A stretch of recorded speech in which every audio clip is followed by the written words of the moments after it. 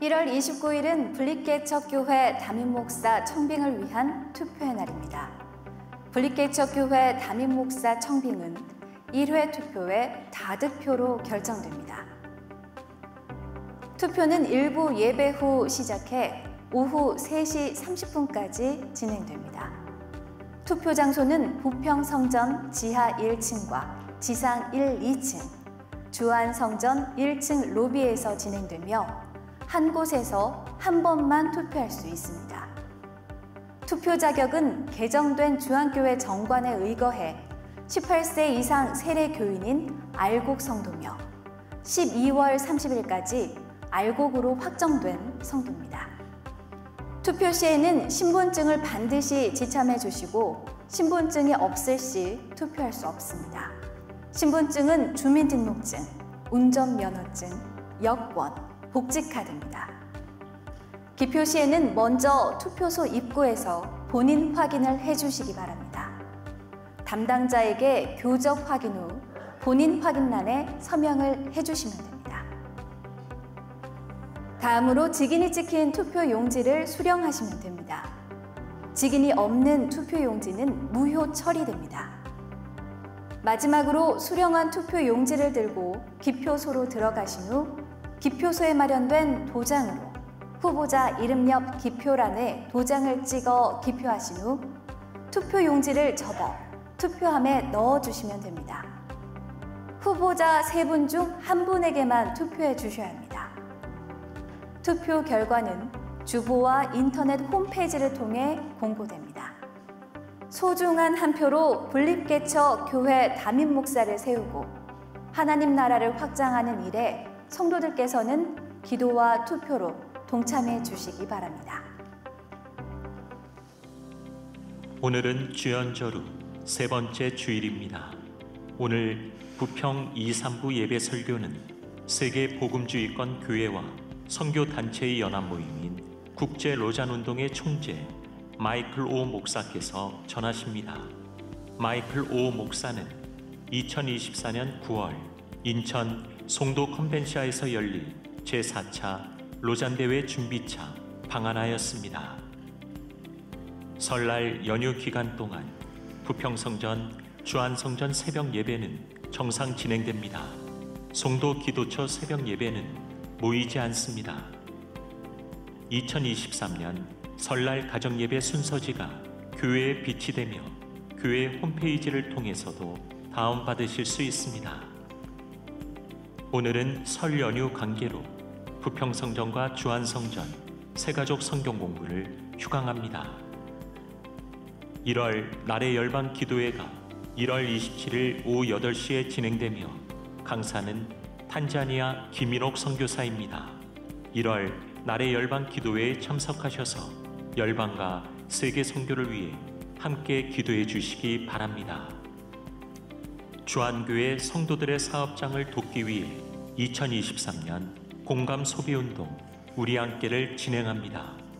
성도들께서는 주안교회 홈페이지에서 설 명절 선물 세트를 확인하시고 많은 이용 부탁드립니다.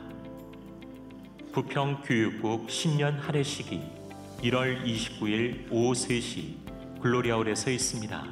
대상은 각 부서 교역자, 부장, 부감, 총무, 회계입니다. 주안성전 다음 교육국에 2023 세계월 소풍학교 안내가 주보 7면에 나와 있습니다. 우리 주안의 다음 세대를 위해서 함께 기도해 주시기 바랍니다. 주안 다음 교육국에서 아동이부 지휘자, 중고등부 반주자를, 부평교육국에서 청소년 3부 진로 특강 강사를 모집합니다. 가정사역국에서 2023년 1학기 크리스천 심리케어 전문가 양성가정 신입생을, 신혼부부 관계증진 프로그램 참여 부부를 부평구 건강가정지원센터에서 가족희망드림 활동가를 모집합니다. 코로나로 인해 그동안 운영되지 않았던 부평성전 만나오리 2월 5일부터 주일 오전 11시에서 오후 2시까지 운영됩니다. 주보 7면에 자세한 안내 사항이 나와 있습니다. 성도들의 많은 이용 바랍니다. 지금까지 교회 소식이었습니다.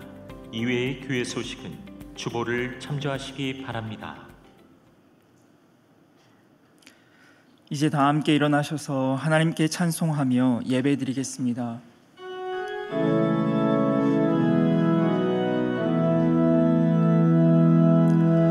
왕의 지성소에 들어가 보좌 앞에 엎드려 경배해. 왕의 지성소에 들어가 주의 영광 배우리. 오 거룩하신 주님 앞에서 주님 높이리. 왕의 지성소에 들어가 영화롭게 변하리. 왕의 지성소에 들어가 보좌 앞에 엎드려 경배해. 왕의 지성소에 들어가 주의 영광 배우리. 오 거룩하신 주님 앞에서 주님 높이리. 왕의 지성소에 들어가 영화롭게 변하리.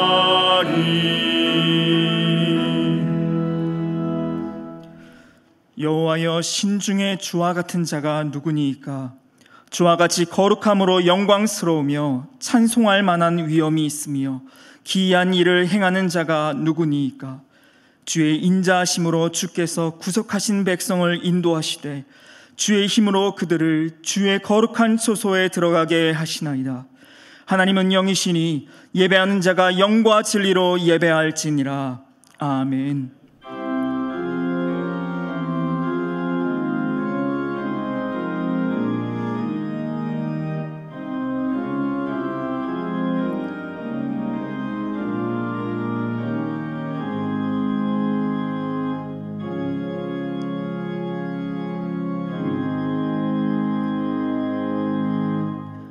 세세 무궁하도록 찬양과 경배와 영광을 받으시기에 합당하신 주님, 영광 중에 계신 주님을 앙망하며 경배와 찬양을 올려드립니다.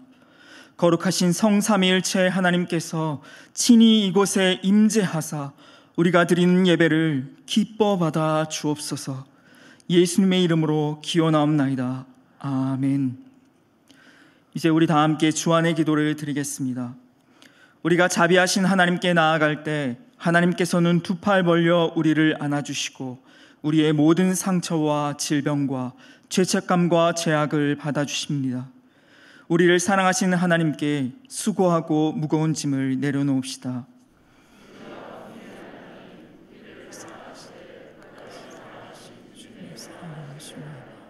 우리의 피로를 주님 앞에 내려놓습니다. 병자를 고치시고 죽은 자를 일으키시며 가난한 자에게 복음을 전파하시고 은혜의 해를 선포하신 주님, 지금 이 시간 우리에게 치료의 광선을 베풀어 주시고 은혜의 기름을 부어주십시오. 복음을 들으십시오. 그리하면 내 빛이 새벽같이 비칠 것이며 내 치유가 급속할 것이며 내 공의가 내 앞에 행하고 여호와의 영광이 내 뒤에 호위하리니 내가 부를 때에는 나 여호와가 응답하겠고 내가 부르짖을 때에는 내가 여기 있다 하리라. 아멘. 이 시간 말씀을 의지하며 침묵 가운데 우리의 모든 상처와 질병과 수고하고 무거운 짐을 주님 앞에 내려놓으며 기도하겠습니다.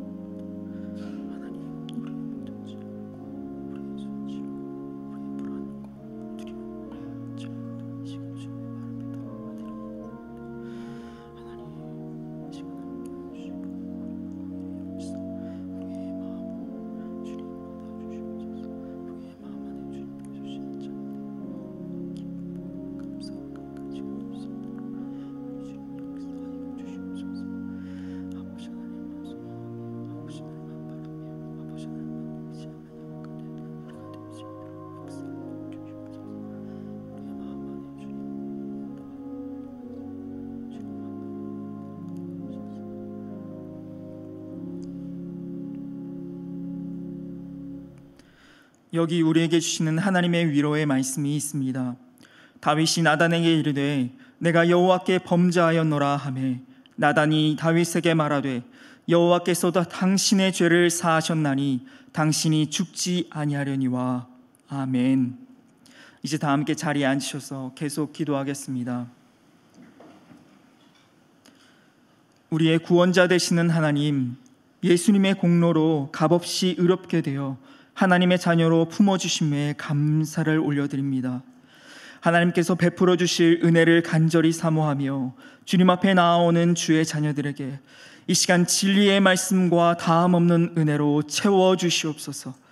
나아가 십자가의 보혈로 우리의 모든 죄와 허물을 용서해 주시고 예수님을 본받아 의로운 길을 걸으며 하나님께서 기뻐하시는 삶을 살도록 우리의 마음과 생각을 주장하여 주시옵소서.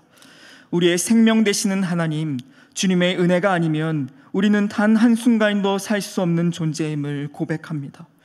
하나님의 손에 우리의 인생을 맡겨드리오니 연약한 심령을 강건하게 하시며 고단한 자에게는 새 힘을 주시고 상처난 마음은 치료의 손길로 어루만져 평안을 주시옵소서.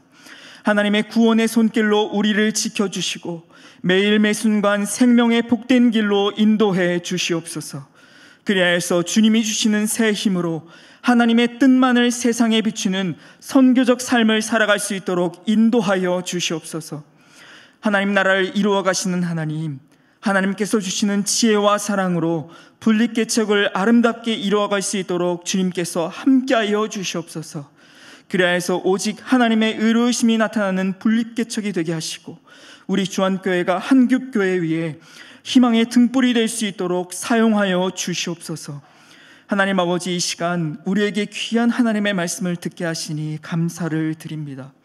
오늘 말씀 증거하실 지장규 목사님에게 성령 충만함으로 함께하여 주셔서 주님의 말씀을 온전히 대언하실 수 있도록 능력을 더하여 주시고 듣는 우리의 마음 안에도 역사하여 주셔서 주의 말씀을 받아 누리는 귀한 시간이 되도록 인도하여 주시옵소서. 감사하오며 이 모든 말씀 우리 주 예수 그리스도 이름으로 기도 올려 드립니다. 아멘.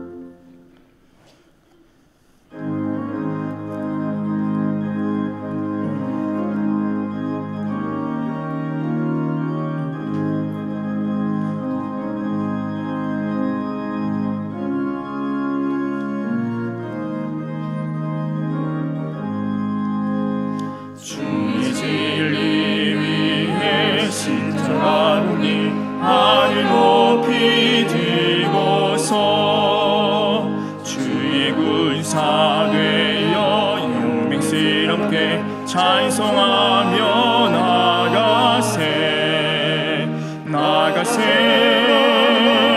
나가세 주 예수만을 위하여 목숨까지도 바치고 싸움터로 나가세. 원수들이 비록 강할지라도 주의 군기 붙잡고 주의 진리 위해 용기 다하여 분발하여 싸우세. 나가세 주 예수만을 위하여 목숨까지도 바치고 싸움터로 나가세. 산과 들과 바다 가는 곳마다 주의 군기 날리며 반갑고도 기쁜 승리의 소식 온 세상에 전하세. 나가세 나가세 주 예수만을 위하여 목숨까지도 바치고 싸움터로 나가세. 원수들은 이미 예수의 손에 하나 없이 패하고 주의 군기 말이 영광스럽게 온 누리에 날리네. 나가세 나가세 주 예수만을 위하여 목숨까지도 바치고 싸움터로 나가세. 아멘. 오늘 우리에게 주시는 하나님의 말씀은 시편 119편 105절에서 112절까지의 말씀입니다. 제가 가진 성경으로 구약성경 894쪽에 있습니다. 시편 119편 105절에서 112절까지의 말씀입니다. 이제 하나님의 말씀을 봉독하겠습니다. 이 말씀을 봉독할 때에 살아계신 하나님의 음성을 다 함께 들으실 수 있기를 바랍니다. 하나님의 말씀입니다. 주의 말씀은 내 발의 등이요 내 길의 빛이니이다. 주의 의로운 규례들을 지키기로 맹세하고 굳게 정하였나이다. 나의 고난이 매우 심하오니 여호와여 주의 말씀대로 나를 살아나게 하소서. 여호와여 구하오니 내 입이 드리는 자원 제물을 받으시고 주의 공의를 내게 가르치소서. 나의 생명이 항상 위기에 있사오나 나는 주의 법을 잊지 아니하나이다.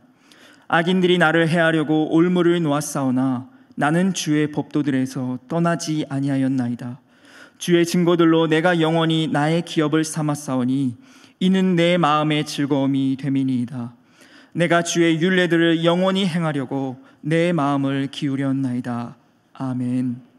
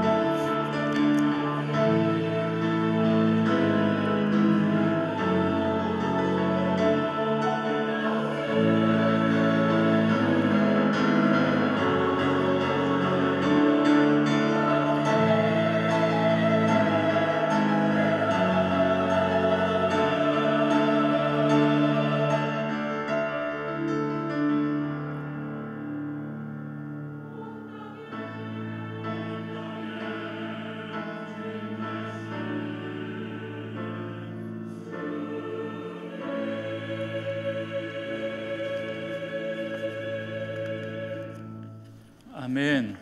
우리 마하나임 찬양대의 찬양을 하나님께서 기뻐 받아주신 줄 믿습니다. 옆에 분하고 이렇게 인사했으면 좋겠습니다. 당신의 삶의 주인이 하나님이십니다. 당신의 삶의 주인이 하나님이십니다. 아멘. 예. 광고 두 가지만 하겠습니다. 광고에서 보았듯이 코로나로 인하여서 중단되었던 만나올 운영이 진행됩니다. 부평성전에만 진행되는 거니까요. 참고해 주시고요. 4월 달까지는 기존 식권이 사용이 가능하다라고 합니다. 그리고 주일에만 점심에만 운영이 됩니다.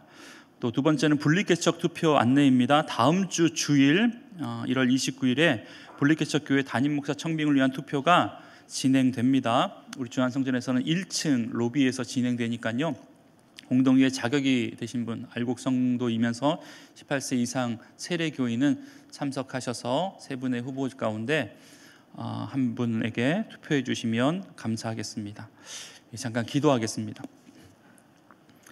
말씀으로 온 세상을 창조하신 하나님, 그 말씀의 능력을 오늘 우리에게 부어 주시옵소서.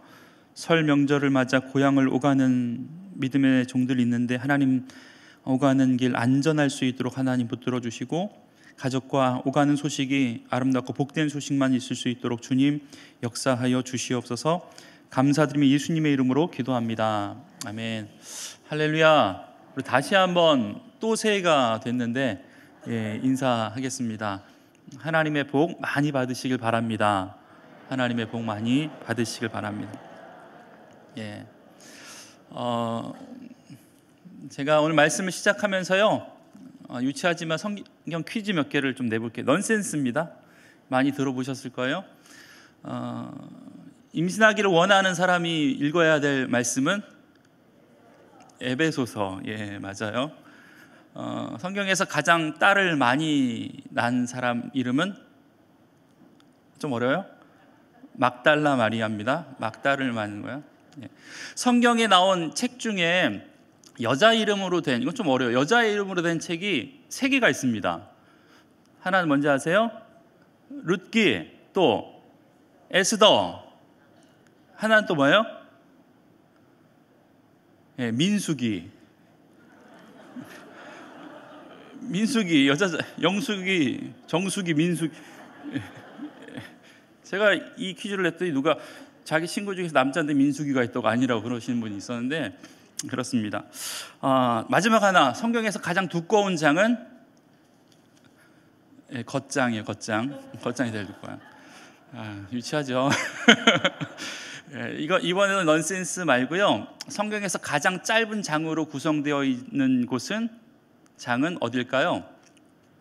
시편 117편입니다. 시편 117편은 2절로 되어 있어요. 반대로 제일 긴 장을 가지고 있는 장은 119편입니다. 오늘 우리가 읽은 시편 119편, 벌써 105절부터 시작하잖아요. 시편 119편은 176절로 된 성경에서 가장 긴 장을 가지고 있는 장입니다. 이 시편에는, 시편 119편에는 3가지 중요한 특징이 있는데, 첫 번째는 앞서서 언급했던 것처럼 가장 긴 장이고 가장 긴 절이고, 두 번째는 굉장히 독특한 구조를 가지고 있는데, 그게 뭐냐면 176절을 8절로 22개의 단락으로 구성되어 있습니다. 1절부터 8절, 9절부터 16절, 이렇게 8절마다 동그라미가 있어요. 그런데 이 동그라미가 22개가 있어서 22개의 단락으로 되어 있는데, 이 22개가 의미하는 것은 뭐냐면 히브리어 자음이 22개예요.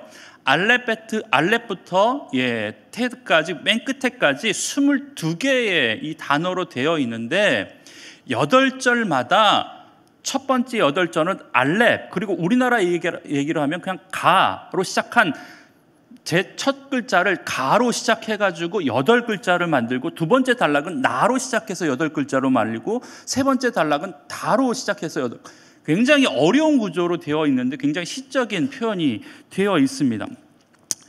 우리나라의 표현으로 빌리자면 이런 거예요. 1절부터 8절까지 가라는 글자를 사용해서 8절을 만든 건데, 예를 들어 이런 거죠. 제가 한번 만들어 봤어요.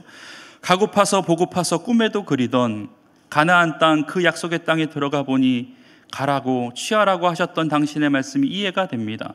가슴 떨리게 심어주었던 그 약속의 말씀을 꺼내어 가족들과 함께 둘러앉아 묵상하니 가버린 시간보다 앞으로 오게 될 날들이 기다려집니다. 이렇게 괜찮죠?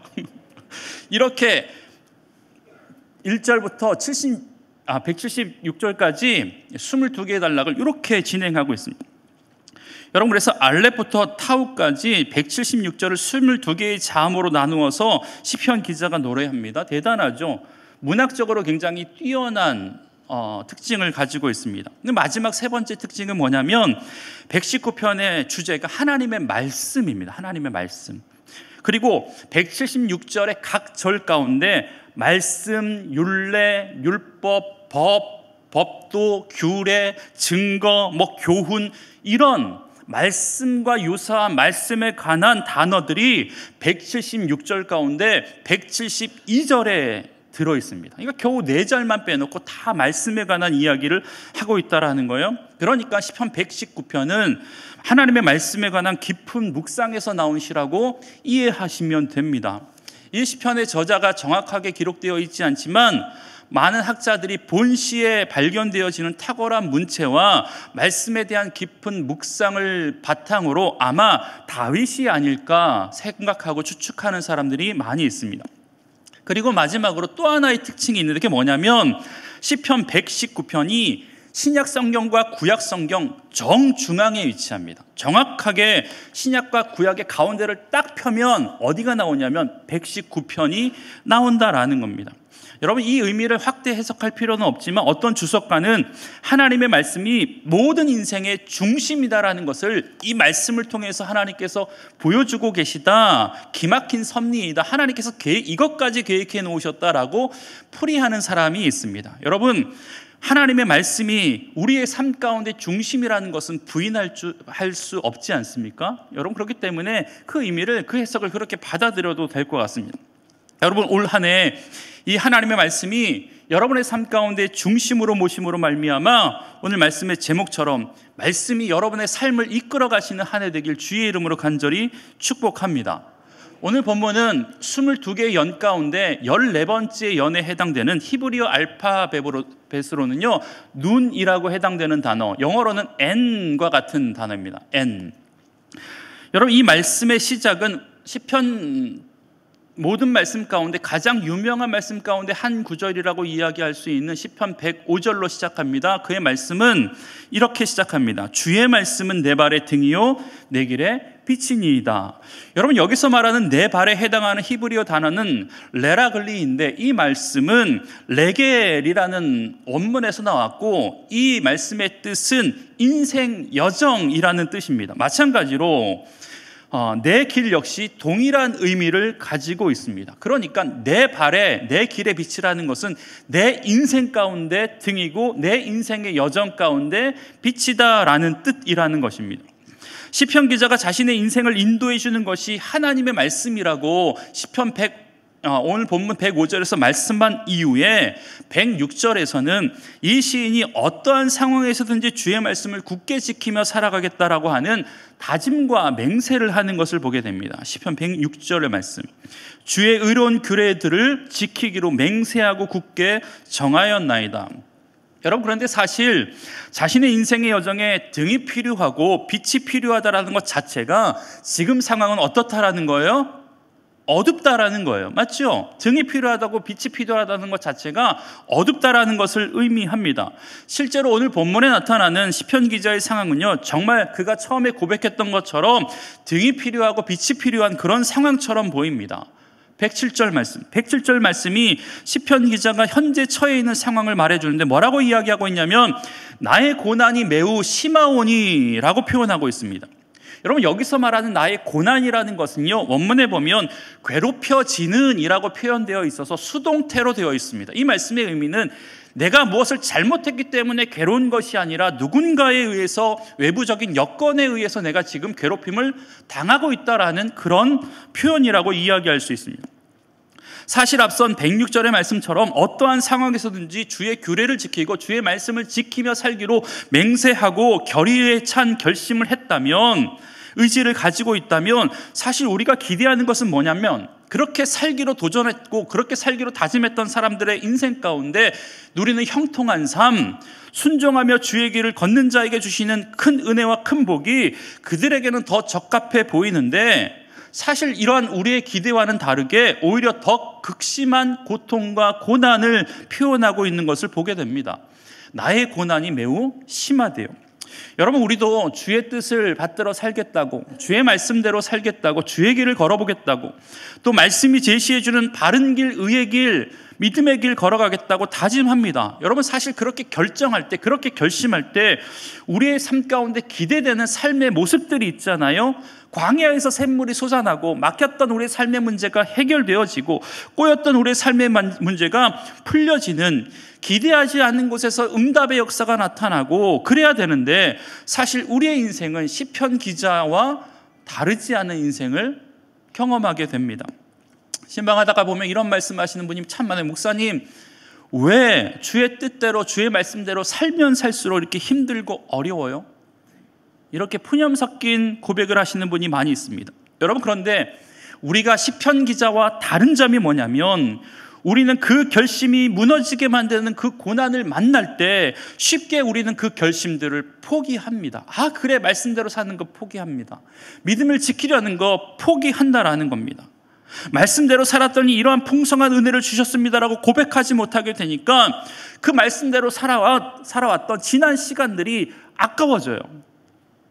그래서 말씀을 지키는 삶을 살겠다고 하는 우리의 결심이 그저 쉽게 포기되어질 때가 참 많이 있는 것을 보게 됩니다. 어떻게 보면 전보다, 그렇게 살기로 다짐했던 전보다 더 원망과 슬픔과 좌절을 경험하게 되는 경우가 있다라는 겁니다. 여러분, 그런데 오늘 시편의 기자는 말씀대로 살기로 했던 그의 삶 가운데 만났던 그 고난 앞에서 우리처럼 좌절하고 절망하는 것이 아니라 위대한 결정을 하는데, 그게 뭐냐면 그 상황에서 주의 말씀을 더 붙들기로 다짐했다라는 것입니다.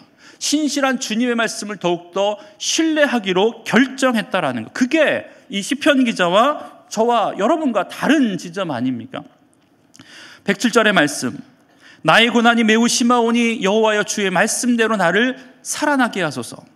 여러분, 고난 가운데 있는 나를 살게 하시는 것이 하나님의 말씀임을 깨달았다라는 겁니다. 그래서 그 말씀에 기반을 두고 그가 선포하고 있는 거죠. 주님, 내 삶은 고난의 연속이지만 하지만 주의 말씀대로 나를 살아나게 하옵소서. 이런 지금 믿음의 고백을 하고 있다라는 겁니다. 여러분, 혹여나 절망적인 상황 가운데 계십니까? 믿음의 결단을 가지고 말씀대로 살기로 한 올해, 이 올해도 여전히 매우 심한 고통, 심한 아픔, 심한 상처 가운데 있습니까? 그렇다면 시편 기자처럼 오늘 이렇게 고백했으면 좋겠습니다. 우리 가슴에 손을 얹고 따라합시다. 주의 말씀대로 나를 살아나게 하옵소서. 하나님의 말씀대로 나를 살아나게 하여 주옵소서. 아멘. 여러분, 우리의 이 고백과 믿음의 선포가 올 한 해 우리의 삶 가운데 이루어질 줄 믿습니다. 하나님, 내 삶 가운데 고난과 역경이 있지만 주님 말씀하신 대로 나를 살아나게 하옵소서. 그렇게 믿음으로 고백할 때 하나님께서 그 믿음의 고백을 들으시고 그렇게 우리의 삶을 이끌어 주실 줄 믿습니다. 그가 만나고 있는 상황은 여기서 끝난 것이 아닙니다. 109절 보니까 나의 생명이 항상 위기가 있사오나 라고 이야기합니다. 앞선 107절 매우라는 단어와 109절에서 항상이라는 표현은요, 이 극심한 고난의 삶의 모습들이 연속적이고 지속적으로 이 시편 기자를 따라다녔다라는 것을 의미합니다. 여러분, 한번 생각해 보세요. 여러분의 인생의 고난이 언제 끝날까요? 언제 끝나겠습니까? 한 가지의 고난 끝나면 끝납니까? 아니면 또 다른 고난 찾아오잖아요. 참 슬픈 이야기지만 우리의 인생의 고난이 맞춰지면, 우리의 인생의 고난이 끝나면 평안하다고 생각할 때는 아이러닉하게도 여러분은 이 세상 사람이 아닐 것입니다. 그게 인생이잖아요.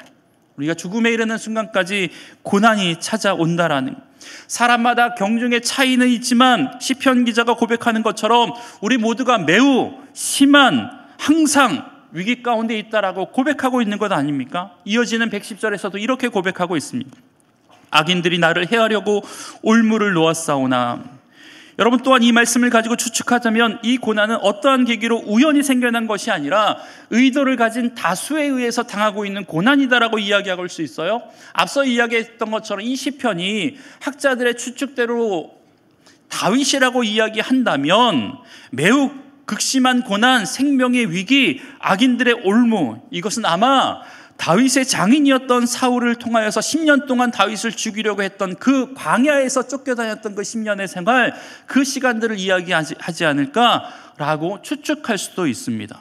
여러분, 그런데 사실 장시간 이렇게 고난이 지속되고 계속된다라는 것 자체가 극복하기도 어렵고 힘든 일이지만 이 고난이 더 위험한 이유는 무엇인지 아십니까?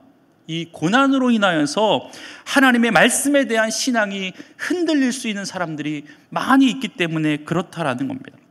여러분, 말씀을 지키며 살아가는 것에 대한 회의가 있을 것이고 약속하셨던 말씀의 구절들, 두려워 말라 내가 너와 함께함이라 라는 말씀 같은 거나 혹은 악인의 길은 망할지라도 의인의 길은 형통하리라 라고 하셨던 약속의 말씀에 대한 의심이 생겨날 수 있죠. 당연하죠. 함께 하셨다고 말씀하셨는데 하나님이 보이지 않습니다.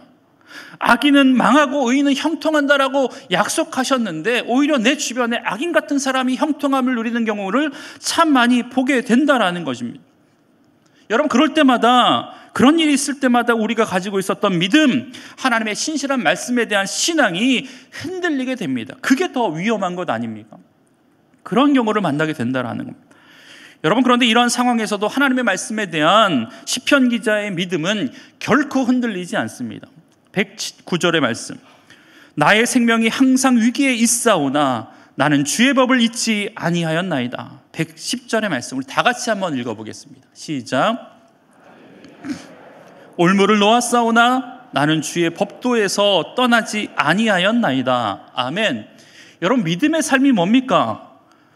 믿음의 삶이 이런 모습 아닙니까? 생명의 위기가 있지만 주의 말씀을 잊지 아니하고 악인의 끝없는 해코지 앞에서도 주의 말씀을 떠나지 아니하겠다라고 하는 결단, 이게 바로 믿음의 삶인 줄 믿습니다. 상황과 여건과 상관없이 어떠한 상황에서도 하나님의 말씀에 대한 신앙만큼은 내가 하나님 결코 버리지 않겠습니다라고 지금 시편 기자가 고백하고 있다라는 겁니다. 여러분, 사실 사람이란 게 생명의 위협 앞에서는 그 순간을 모면하는 것 외에는 어떤 것을 돌보지 않게 되는 것이 사실 아닙니까? 심각한 고난이 지속되면 지속될수록 자신이 그동안 지켜왔던 신념이 흐려지게 마련인 거죠. 그런데 시편 기자가 이렇게 고백하잖아요. 생명의 위협, 악인의 해코지가 있더라도 나는 당신의 말씀을 결코 떠나지 않겠습니다. 그래서 잘못된 길로 가지 않겠습니다라고 시편 기자가 지금 고백하고 있다라는 것입니다. 여러분, 사실 그런 상황에서 말씀이 없다면 우리는 죄를 범하기 훨씬 더 쉽습니다. 나에게 생명의 위기를 위협하는 자에게 직접 칼을 쓰지 않는다고 하더라도 여러분, 우리 마음으로 얼마나 많이 범죄합니까? 얼마나 많이 그 사람을 살인합니까?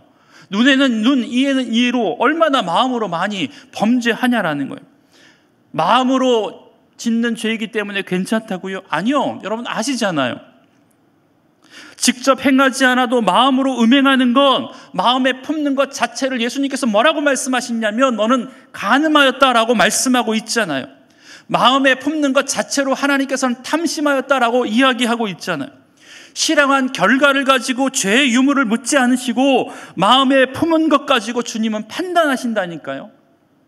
이런 상황이라면 죄를 범하지 않을 수 있는 방법이 없는 것처럼 보이는데 아니요, 그렇지 않아요. 이런 상황이 있더라고 하더라도 마음으로조차도 죄를 범하지 않을 수 있는 방법을 지금 시편 기자가 우리에게 알려주는데 그게 뭔지 아십니까? 그건 바로 우리 마음 가운데 말씀을 두는 거예요. 마음 가운데 말씀을 심는 거다라고 지금 기자가 이야기하고 있다라는 겁니다. 그러니까 이런 상황 가운데 우리가 죄를 범하지 않고 살아갈 수 있는 방법은 다른 것이 아닙니다. 주의 말씀을 저와 여러분의 삶과 마음 가운데 둠으로 말미암아 그 말씀을 떠나지 않는 것, 그것이 바로 죄의 길에서 우리를 돌이키게 만들 수 있는 말씀의 힘인 줄 믿습니다. 그러니까 말씀을 읽으라고 하는 거죠. 오늘 본문은 아니지만 시편 119편 11절에 보면 시편 기자가 뭐라고 말하고 있냐면 내가 주께 범죄치 아니하려 하여 주의 말씀을 내 마음에 두었나이다. 이 시편 기자가 말씀을 마음에 둔 이유가 뭐냐면 주께 범죄하지 않게 하기 위해서 말씀을 두었다라는 것 아닙니까? 여러분, 말씀을 마음에 두는 것, 그것이 중요하다라는 겁니다.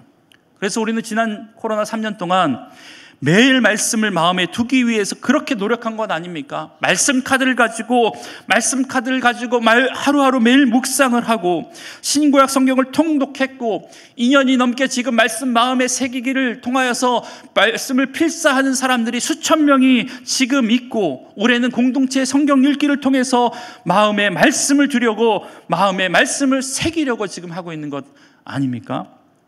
여러분, 읽고 계십니까? 읽고 계십니까? 여러분, 사실 이 마음이라는 것이요, 너무너무 중요합니다. 하나님이 이 세상의 모든 것을 창조하셨잖아요.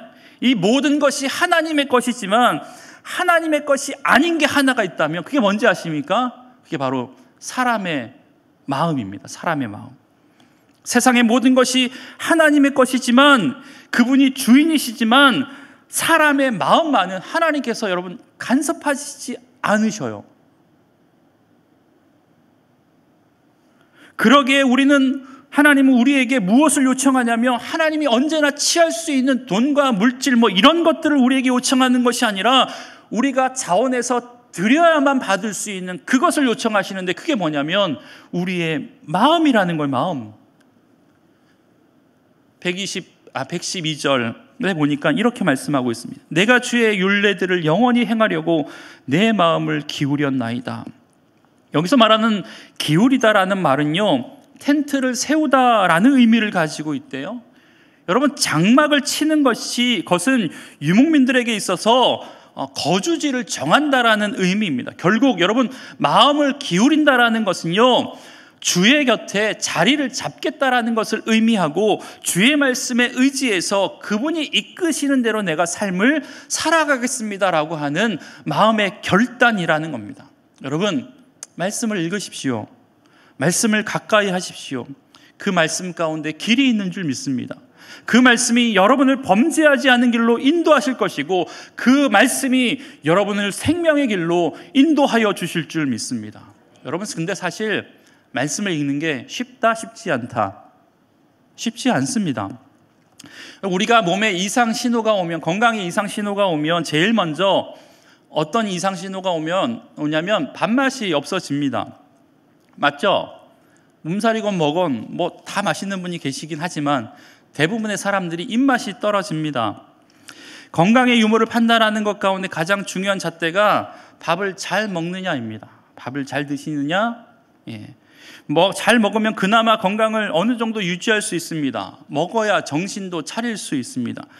끼니가 되면 밥이 먹고 싶고, 또 먹게 되는 것을 뭐든지 잘 소화한다라는 것 자체가 건강하다라는 증거 가운데 하나일 수 있다라는 겁니다. 여러분, 그런데 갑자기 식욕이 떨어져요? 입맛이 없어요? 그럼 뭐예요? 어디가 이상이 있다라는 것 아닙니까? 예, 그렇죠. 여러분, 그런데 영적인 건강 상태를 진단하는데도 마찬가지인 것 같습니다. 영적으로 건강할 때는 위로와 소망의 말씀뿐만 아니라 때론 책망이나 교훈이나 훈계의 말씀도 잘 소화합니다.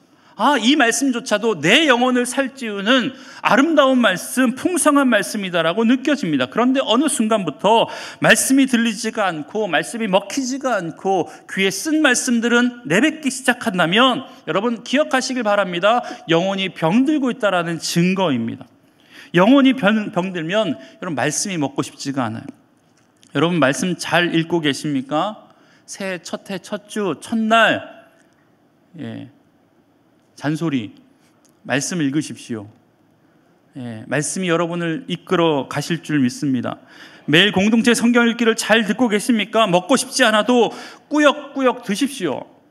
여러분, 억지로라도 먹고 있으시다면 여러분이 영혼이 점점 살찌고 건강해지고 있다라고 느끼시면 됩니다. 여러분, 그런데 이런 말 하면 꼭 이렇게 말씀하시는 분이 있어요. 목사님, 말씀 읽고 싶은데, 성경이 너무나도 읽고 싶은데 말씀 너무너무 어려워요. 그래서 이해가 안 돼서 못 읽겠어요.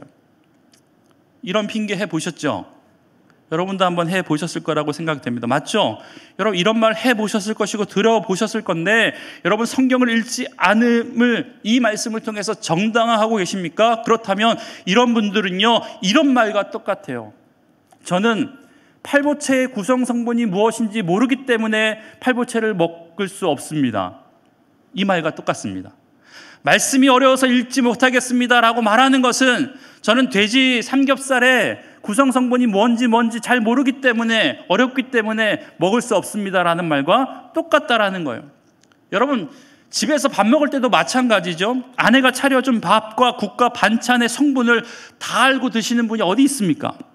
여보 오늘은 단백질 445g에 지방 28g에 또 탄수화물 40g에 마그네슘과 칼슘을 각각 5g과 3g씩 해주셨군요. 감사합니다. 오늘 잘 먹겠습니다.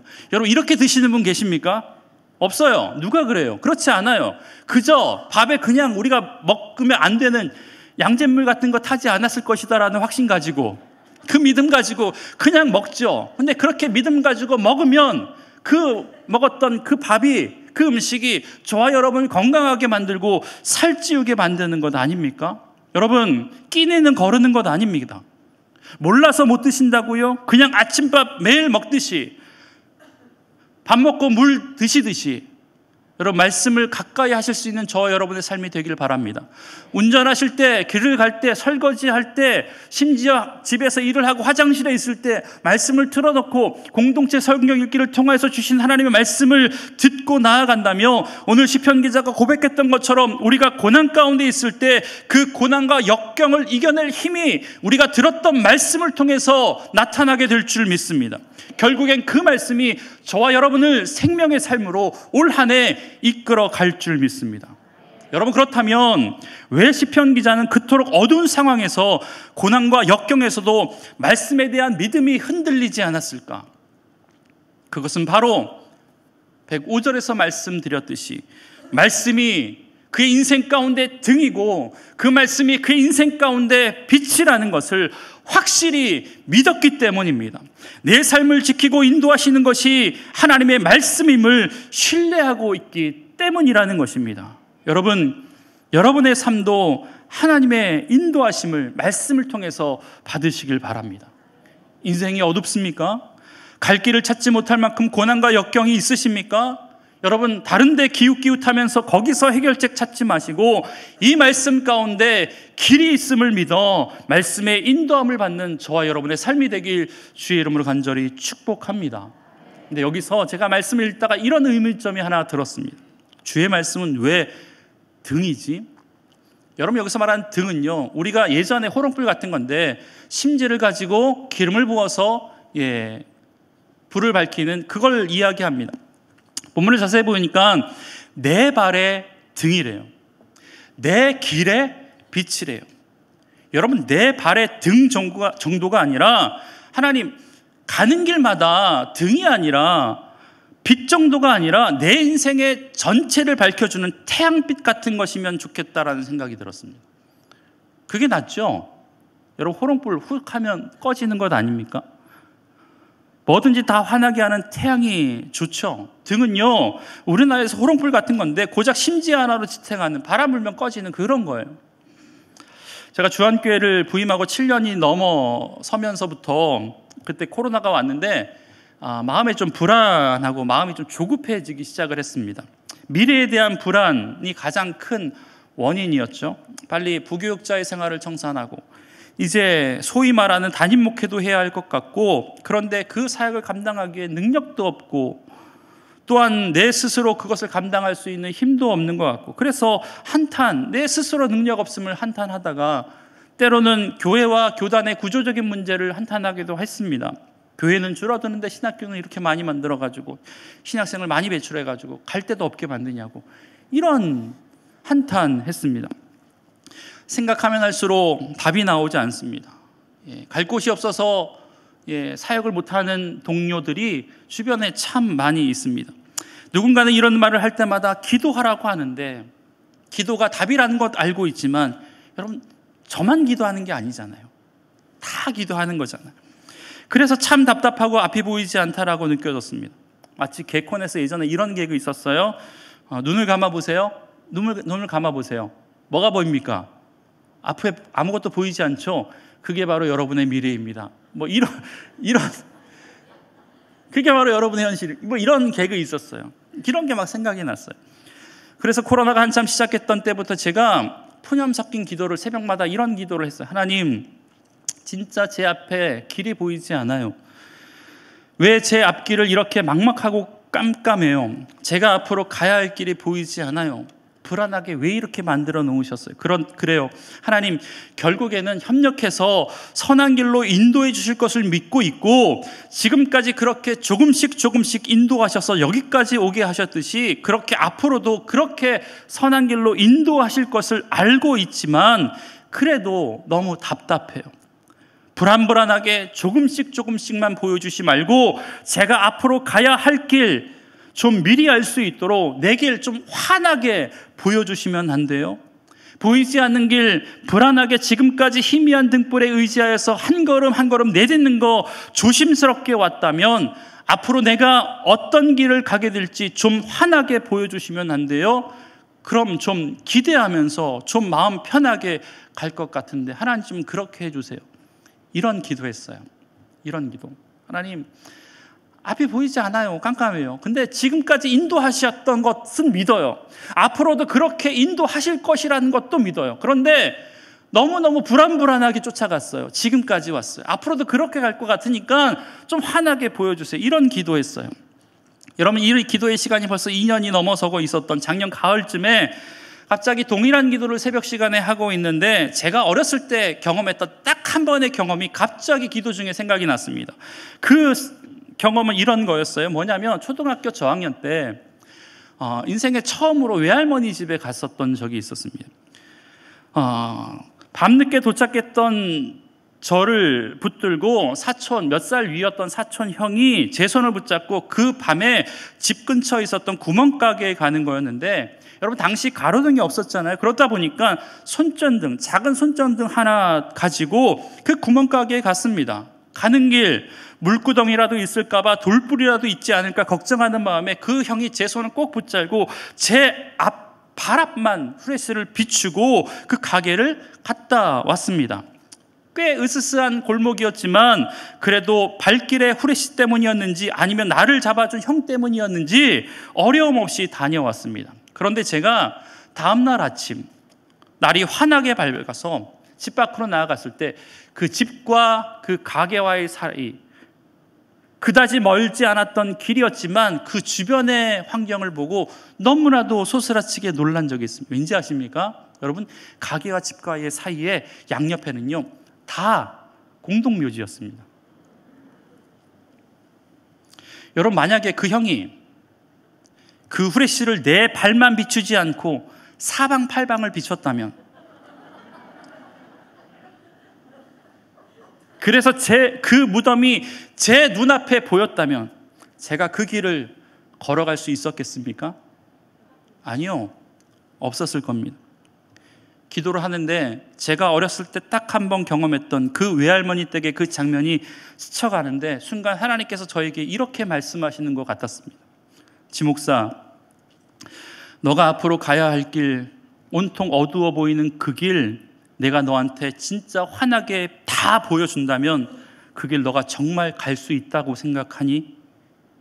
너가 얼마나 소심하고 너가 얼마나 두려움에 떨고 너가 얼마나 겁이 많는지 내가 잘 아는데, 너가 가는 길 앞에 옆에서 너를 잡아 삼키려고 하는, 너를 쓰러뜨리려고 하는 원수와 사탄과 마귀와 시험과 고난과 두려움과 대적을 다 보여준다면 그거 보고서도 그 길 걸어갈 수 있겠니? 라고 하나님께서 말씀하시는 것 같았습니다.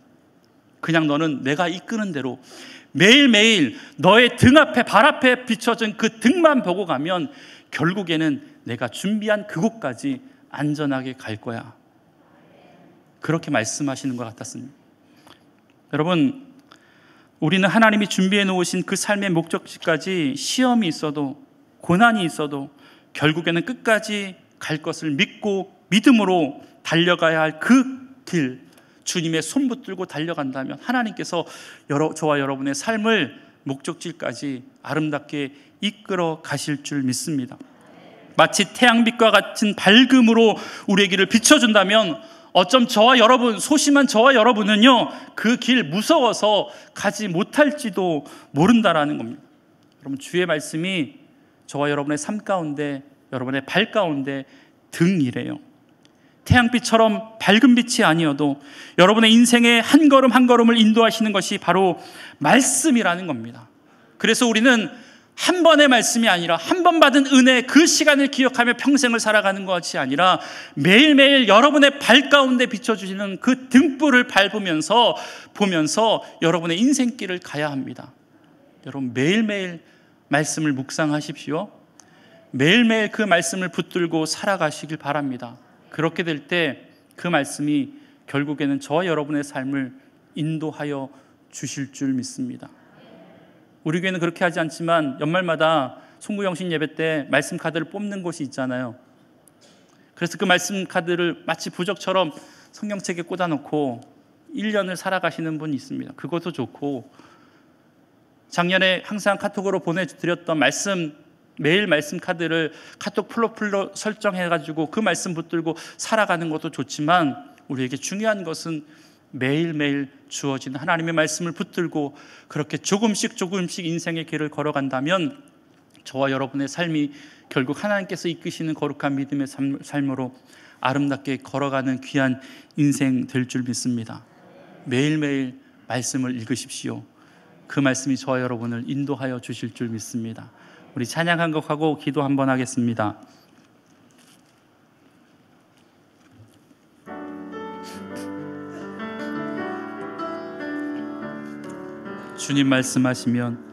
주님 말씀하시면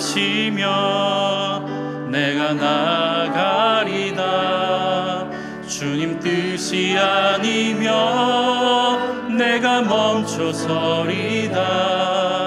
나의 가고 서는 것 주님 뜻에 있으니, 오 주님 나를 이끄소서. 주님 말씀하시면 내가 나가리다. 주님 뜻이 아니면 내가 멈춰서리다. 나의 가고 서는 것 주님 뜻에 있으니, 오 주님 나를 이끄소서. 뜻하신 그곳에 나 있기 원합니다. 이끄시는 대로 순종하며 살리니, 연약한 내 영혼 통하여 일하소서. 주님 나라와 그 뜻을 위하여 뜻하신 그곳에 나 있기 원합니다. 이끄시는 대로 순종하며 살리니, 연약한 내 영혼 통하여 일하소서. 주님 나라와 그 뜻을 위하여, 오 주님 나를 이끄소서. 우리 주신 말씀 기억하시면서 이렇게 기도했으면 좋겠습니다. 하나님, 말씀이 우리의 인생을 이끌음을 알게 하여 주시고 그 이끄심대로 2024년 달려갈 수 있는 우리의 삶이 될 수 있도록 하나님 은혜 베풀어 주시옵소서. 우리 주님의 이름 한번 부르시고 동성으로 기도하겠습니다. 주님, 하나님, 우리를 주의 자녀 삼아 주셔서 주의 삶을 살아갈 수 있도록 은혜 베풀어 주셔서 하나님 감사합니다. 하나님, 2023년 한 해 동안 말씀이 우리 삶 가운데 다가와 주셔서 말씀 붙들고 우리 인생 달려갈 수 있는 귀한 믿음의 인생들 될 수 있도록 주님 역사하여 주옵소서. 그래서 하나님, 말씀이 이끄신 대로 살아가는 인생 되게 하시고, 말씀이 이끄는 대로 살아가는 인생 될 수 있도록 주님 역사하여 주시고, 말씀이 이끄는 가정, 말씀이 이끄는 직장, 말씀이 이끄시는 삶을 살아갈 수 있는 우리 귀한 믿음의 주 안에 성도들 될 수 있도록 주님 주님 역사하여 주시옵소서. 하나님, 우리의 가는 길이 아무리 힘들고 어려울지라도 말씀이 내 삶 가운데 주인 되심을 하나님 기억하게 하시고 변하지 않는 그 말씀 붙들고 우리 인생 살아갈 수 있도록, 그래야 사는 2023년을 다 지낸 이후에 내 인생의 길을 되돌아봤을 때 하나님께서 지금 나를 여기까지 인도하셨습니다라고 고백할 수 있는 귀한 믿음의 인생 될 수 있도록 주님 역사하여 주시옵소서. 우리 계속해서 긴급 기도의 제목을 가지고 기도했으면 좋겠습니다. 최선영 검사님, 뇌암으로 현재 자가호흡이 되지 않습니다. 치료하여 주옵소서. 김행순 집사님, 공황장애와 우울증입니다. 영육이 강건해지게 하여 주옵소서. 이승희 집사님, 유방암입니다. 암세포를 소멸하여 주옵소서. 남정민 성도님, 폐암입니다. 치유받고 예수님을 온전히 만나게 하여 주옵소서. 강분하 권사님, 원인 모를 통증으로 고통받고 있습니다. 근원이 드러나게 하여 주옵소서. 강성보 성도님, 뇌림 부종입니다. 자가 조세 모세포 이식 수술을 받았는데 부작용 생기지 않도록 하나님 붙들어 주옵소서. 노종선 불신자입니다. 담도암으로 수술 예정인데 하나님 만나게 하여 주옵소서. 이외에 우리 육신의 질병에 손을 얹고 가족의 아픈 것을 있다면 기억하시면서 우리 주님의 이름 한번 부르시고 통성으로 다시 한번 기도하겠습니다. 주님, 하나님, 이 시간 믿음의 기도가 병든 자를 구원하신다고 말씀하셨사오니 하나님, 그 믿음 가지고 주님 앞에 나아갑니다. 하나님, 이 시간 최선영 원사님 뇌암으로, 김행순 집사님 공황장애와 우울증으로, 이승희 집사님 유방암으로, 남정희 성도님 폐암으로, 강분하 권사님 원인모를 통증으로, 광선모 성도님 하나님 림프종으로, 하나님 노종선 불신자인데 담도암으로 하나님 고생하고 있습니다. 상황과 형편이 어떻든지 간에, 병의 하나님 중이 어떤 경중이 어떤지 간에 하나님께서 찾아와 주심으로 말미암아 그들의 삶 가운데 인도하여 주셔서 깨끗하게 치유되어지고 하나님 깨끗하게 하나님 회복되어지는 귀한 일들이 일어날 수 있도록 주님 역사하여 주시옵소서. 병 중에 하나님 건강할 때 느끼지 못했던 하나님 귀한 하나님의 역사하심을 경험케 하여 주시고, 하나님과의 깊은 교제를 통하여서 내가 너를 사랑한다는 하나님의 음성을 들을 수 있는 하나님의 백성들 될 수 있도록 주님 역사하여 주시고, 하나님, 우리가 연약한 부부의 손을 얹어 싸우니 그 얹은 손 주님의 손 될 수 있도록 주님 역사하여 주셔서 하나님의 은혜로 다시 한번 회복해 되어지고 소생케 되어지는 믿음의 역사 일어날 수 있도록 주님 은혜를 더하여 주시옵소서. 그래서 하나님 말씀하신 대로 내가 죽지 않고 영원히 살아 주의 은혜를, 주의 삶을 증거하겠습니다 고백할 수 있는 하나님의 백성들 될 수 있도록 주님 은혜를 더하여 주시옵소서. 하나님, 어두운 인생길 가운데 생명의 빛을 비춰주시고 영원한 진리의 말씀이 우리 가운데 임하게 하여 주셔서 우리를 영원한 생명으로 인도해 주시니 하나님 감사합니다. 인생의 고난 앞에서 영원한 말씀을 붙드는 하나님, 우리의 인생들 될 수 있도록 주님 역사하여 주시옵소서.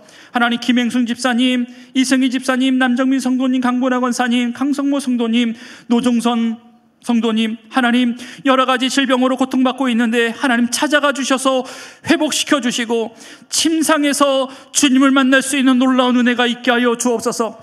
영육간이 강건케 하여 주시고 병 고침받아 하나님 육신의 질병뿐만 아니라 영혼까지 치유되어지는 놀라운 믿음의 역사 일어날 수 있도록 주님 은혜를 더하여 주시옵소서.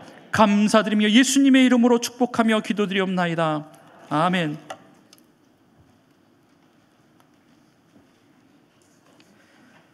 지금은 하나님께 봉헌하는 시간입니다. 봉헌은 안내받으신 온라인 헌금 계좌와 예배당 안에 헌금함을 통해 하시기 바랍니다. 이제 다 함께 일어나셔서 봉헌송 630장을 부르시며 하나님께 봉헌하겠습니다.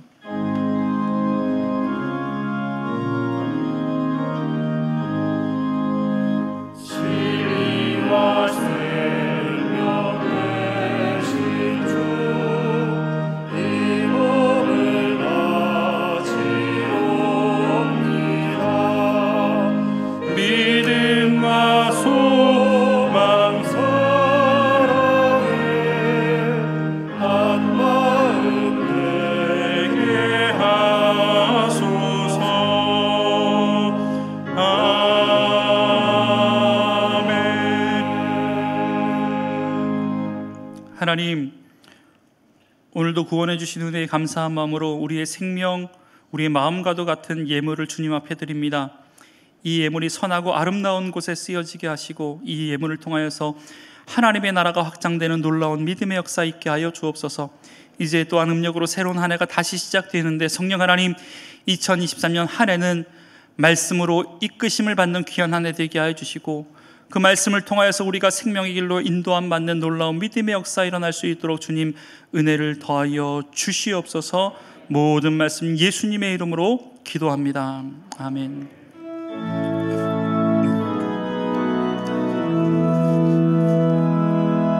주선한 능력으로 안으시네.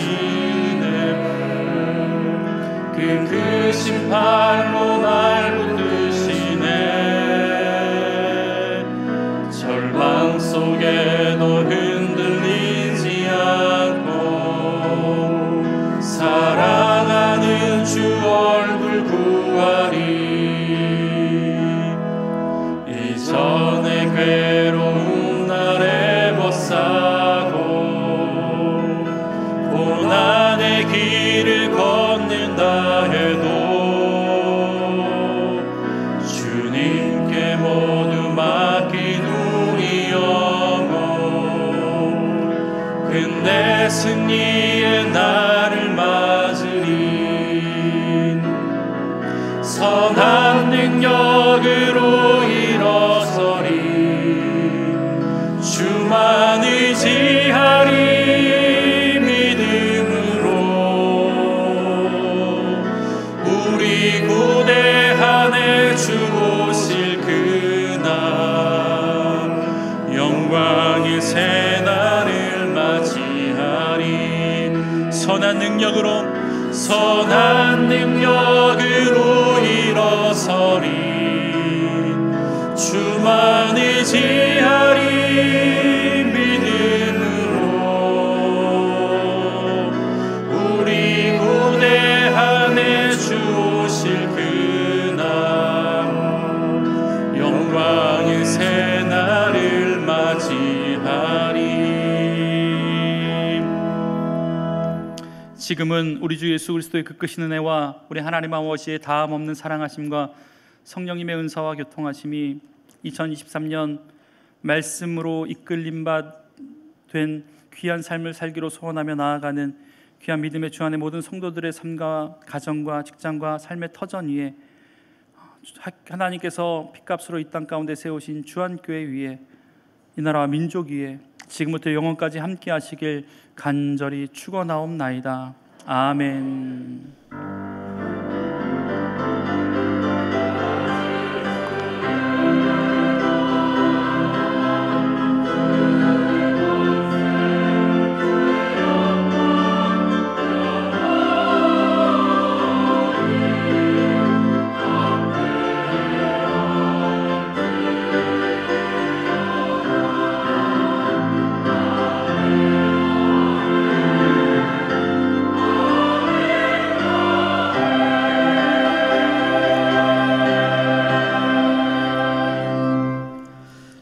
이제 예배를 마쳤습니다. 주님